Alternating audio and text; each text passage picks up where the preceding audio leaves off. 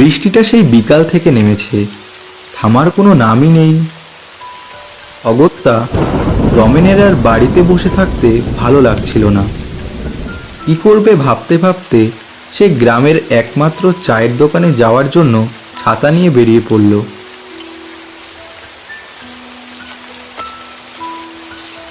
রাস্তায় বেরোতেই সে দেখল চারিদিকটা পুরো জলে ভরে গেছে, আর ব্যাঙের ডাকে কেমন একটা ভয় ভয় পরিবেশ সৃষ্টি হয়েছে।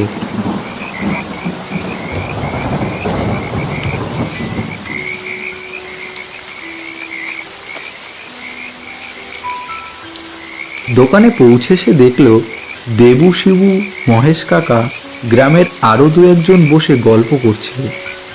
দোকানে পৌঁছাতেই বৃষ্টিটা আরও জোরে শুরু হলো। ছাতা রেখে দাদুকে একটা চা দিতে বলল রমেন।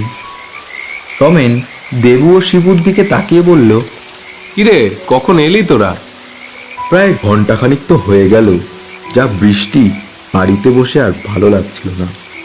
তুই এত দেরি করলি যে? যা বৃষ্টি, বেরোয় কি করে বলতো? এখন তো আরো জোরে নেমেছে।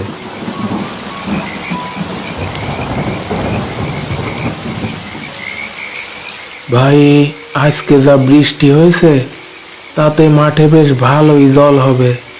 চল রাতে মাছ ধরতে যাই। হ্যাঁ ভাই, আসার সময় দেখলাম মাঠ পুরো জলে ভরা। কিন্তু যাই বলিস ভাই, এখন তো আর তেমন মাছ পাওয়া যায় না। পাশেই থাকা মহেশ কাকার দিকে তাকিয়ে দেবু বলে উঠল, কাকা, এই বর্ষায় তোমাদের সময় তো অনেক মাছ পাওয়া যেত। মহেশ কাকা চুপচাপ চা খাচ্ছিল। দেবুর কথা শুনে বলে উঠল, হ্যাঁ, তা তো ছিলই রে। এখন তো আর তেমন মাছ পাওয়া যায় না। রমেন বলল, তা কাকা, তুমি রাতে মাছ ধরতে গিয়ে কোনো ভৌতিক ঘটনার সম্মুখীন হওনি? হ্যাঁ, তা তো পড়েছি বটে। এই যে তার ফল। রমেন, শিবু ও দেবু দেখল মহেশ কাকার পায়ের পাতার শেষের 3টে আঙুল নেই। ওরা আগেই দেখেছে, কিন্তু কখনো জিজ্ঞাসা করেনি কি করে হয়েছে এমন। রমেন, শিবু ও দেবু মিলে মহেশ কাকার কাছে ঘটনাটা জানতে চায়। মহেশ কাকা বলে, ঠিক আছে, তাহলে বলি শোন। সময়টা মনে হয় 90-92 হবে। বেশি লেখাপড়া করতে পারিনি। তখনকার সময় অভাব অনটন ছিল খুব। সারাদিন কাজকর্ম করে যখন কাজ থাকতো না তখন মাছ ধরতাম, কাজ যখন থাকতো না তখন মাছ ধরেই দিন কাটাতাম। এমনকি বলতে গেলে রাত বিরেতেও খাল বিল চষে বেড়াতাম মাছের লোভে। এমনই ছিল আমার মাছ ধরার নেশা। যাই হোক, এমনই এক বর্ষার সন্ধ্যায় বাজারের কিছু কাজকর্ম সেরে বাড়ির দিকে যাচ্ছিলাম।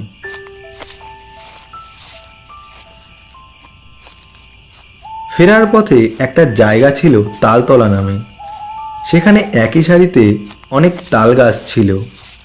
ওই জায়গাটায় নাকি অনেকে অনেক অদ্ভুত জিনিস দেখেছে, তাই সন্ধ্যা হলেই ওই জায়গাটা সবাই এড়িয়ে যেত। জোয়ান বয়স তখন, অত ভয় ডর ছিল না। ওই রাস্তা পার করে সামনের তালতলার মাঠে যেতেই দেখলাম বৃষ্টিতে রাস্তার দুপাশের মাঠে থই থই করছে জল, আর জলে ছলছল শব্দ হচ্ছে। টর্চ মেরে দেখলাম জলের মধ্যে অনেক মাছের আনাগোনা। পথে আর দেরি করলাম না, তাড়াতাড়ি বাড়ির দিকে রওনা দিলাম।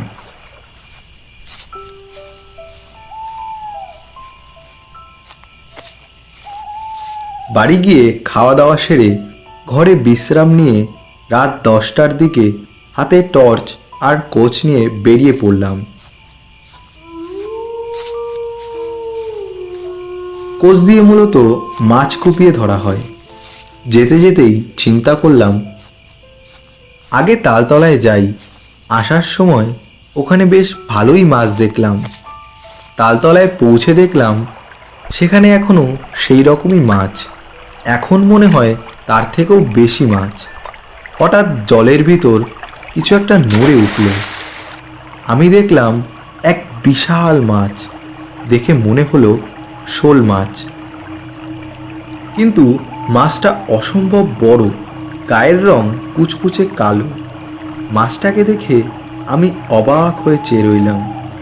কিছুক্ষণ অপেক্ষা করে কোষটা উঁচু করে মাছের দিকে ছুঁড়ে মারলাম, কিন্তু মাছের গায়ে লেগেও পিছলে গেল কোচের কাঁটাগুলো।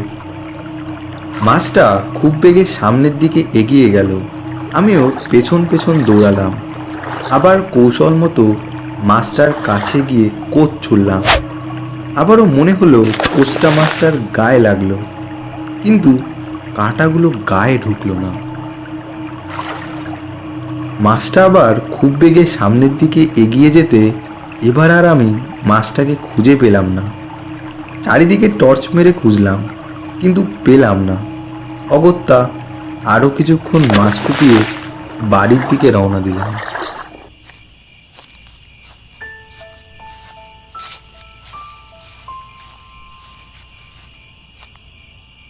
রাতে শুয়ে ঘুমের মধ্যেও যেন স্বপ্ন দেখলাম মাছটা ঠিক ওই জায়গাতেই ভাসছে।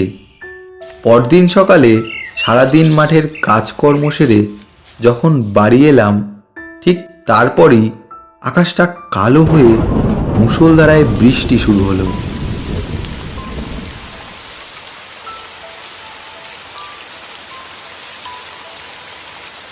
ঘরে বসে ভাবলাম, এরকম যদি বৃষ্টিটা আরো ঘন্টা দুয়েক হয় তাহলে আজকেও মাছ ধরতে যাওয়া যাবে। বৃষ্টিটা থামতেই তাড়াতাড়ি খাওয়া দাওয়া সেরে আবার কোচ আর টর্চ নিয়ে বেরিয়ে পড়লাম। যেতে যেতে ভাবলাম আজকেও তালতলার ওদিকে যাব, যদি মাছটার দেখা পাই। ভাবতে ভাবতে এসে পড়লাম তালতলায়। দেখলাম আগের দিনের থেকেও অনেক বেশি জল আজকে। নেমে সোজা সেই জায়গাতেই গেলাম যেখানে মাছটাকে কাল দেখেছিলাম। গিয়ে দেখলাম ঠিক সেই জায়গায় মাছটা ভাসছে। আমিও কোচ ছুড়লাম মাছটার দিকে।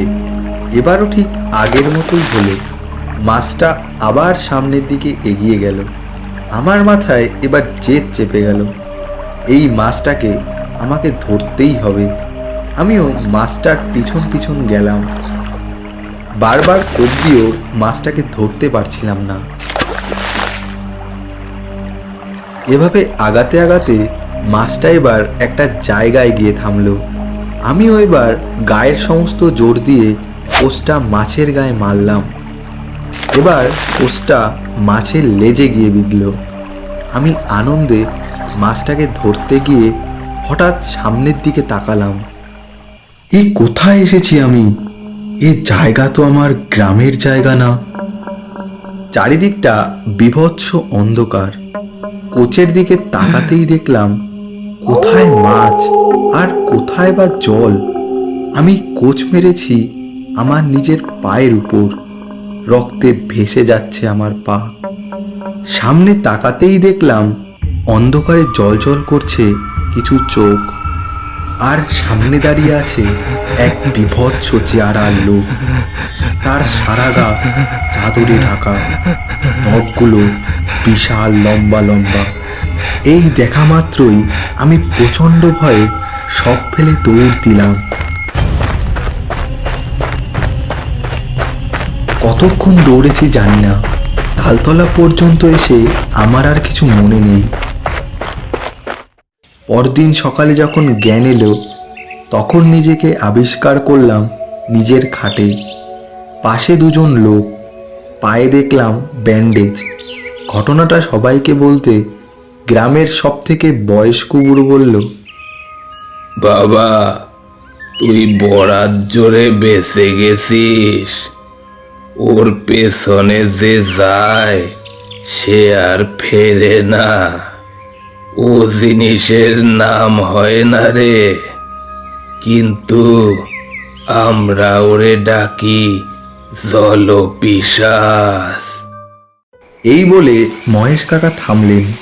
আমি শিবু ও দেবুর দিকে তাকাতেই দেখলাম ওদের চোখে ভয়।